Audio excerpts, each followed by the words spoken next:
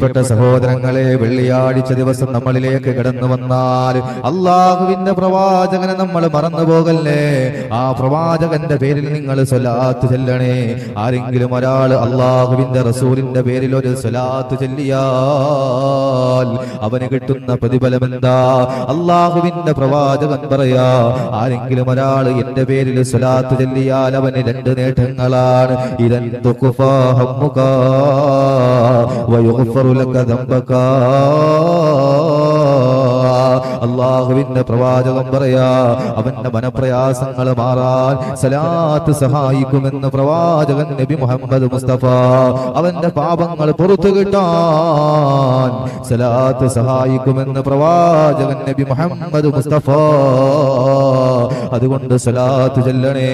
വെള്ളിയാഴ്ച രാവുകൾ നിങ്ങളിലേക്ക് വന്നാൽ അള്ളാഹുവിന്റെ പ്രവാചകനെ നിങ്ങൾ മറന്നു പോകല്ലേ.